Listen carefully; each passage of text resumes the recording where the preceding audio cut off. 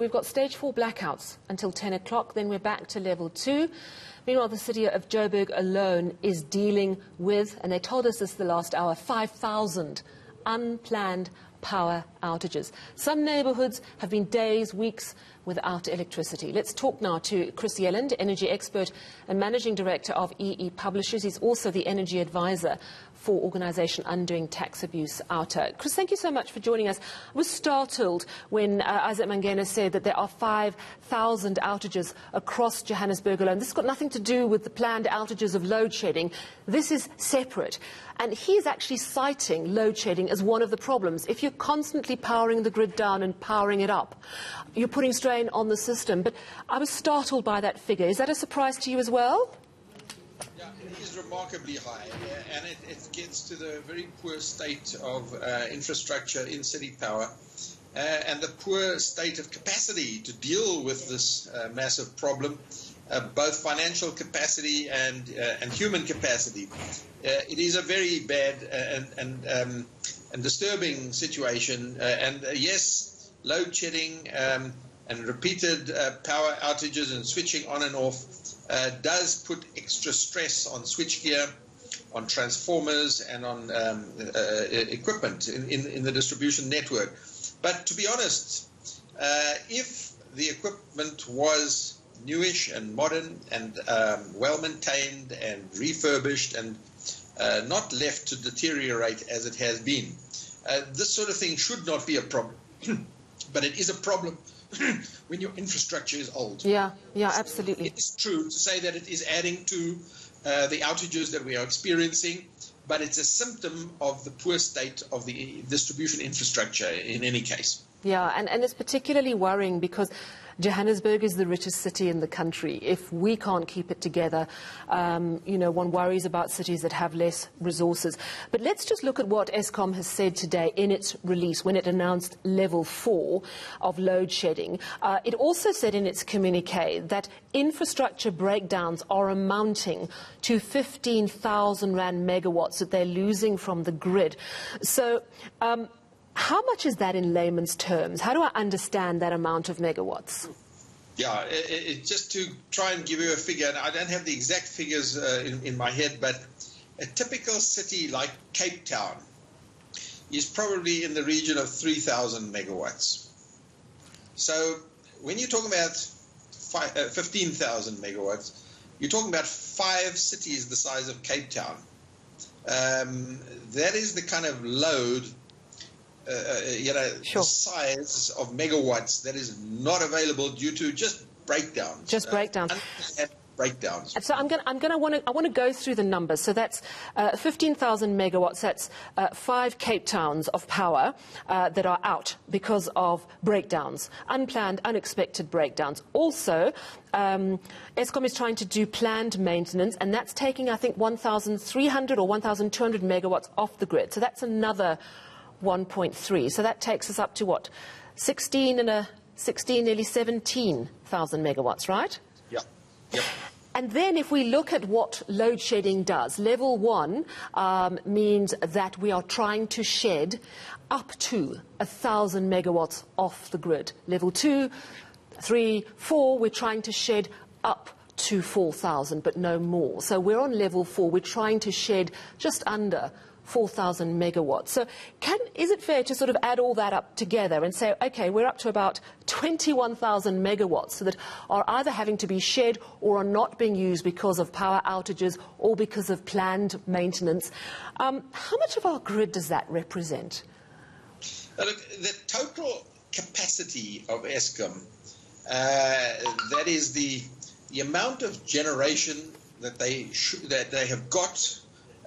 Of course, not all of it is available due to planned and unplanned breakdowns and planned maintenance, but they've got about 43,000 megawatts.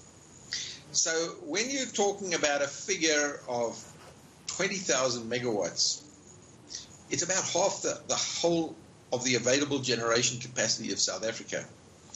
It's enormous. It's way above any benchmark that you could imagine in terms of normalcy. It's not normal in any way whatsoever. And it's really indicative of the very poor state of the whole Eskom fleet of power stations, especially the coal-fired power stations. But not only the coal-fired, because at the moment, nearly 1 megawatt out of the 15,000 is Coburg, which should have been back on service now. So the nuclear power plant, half of it is down at the moment. Half of our nuclear capacity, which is often touted as our most reliable, always-on kind of power.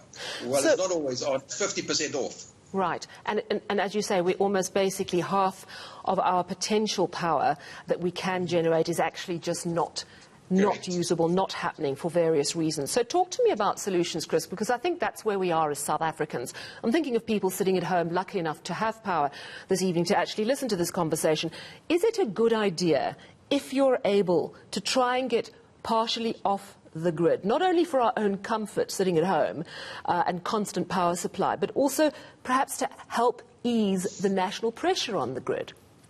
Yeah, look, I firstly want to say, it's very easy to go into a doom and gloom sort of outlook and to think that there are no solutions. This is something that we just have to live with. But I must tell people there are definitely solutions. If we do the right thing, we can be rid of load shedding within 18 months. Yes, we're going to have to live with it for 18 months. But we can bring on South Africa, customers of electricity, municipalities can bring on many thousands of megawatts, 5,000 plus megawatts in the next 18 months. If we not only enable it, but encourage it and incentivize it. So there are things we can do, and we should be positive about it. And it is, in fact, it's happening.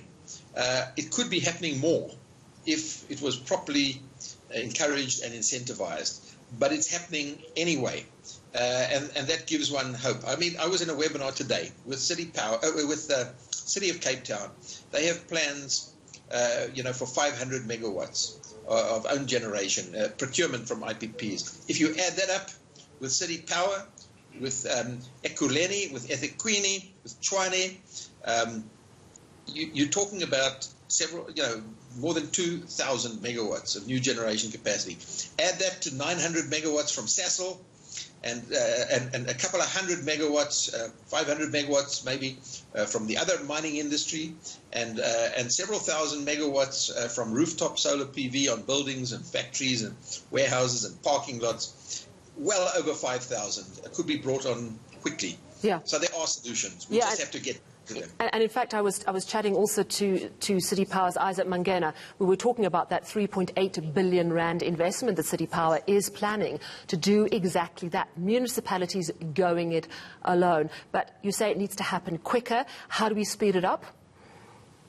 Well, the regulatory blockages at NERSA and the Department of Mineral Resources and Energy are key to this. And there's a number of issues that are preventing the rapid rollout of what we call distributed generation, embedded generation, and self-generation.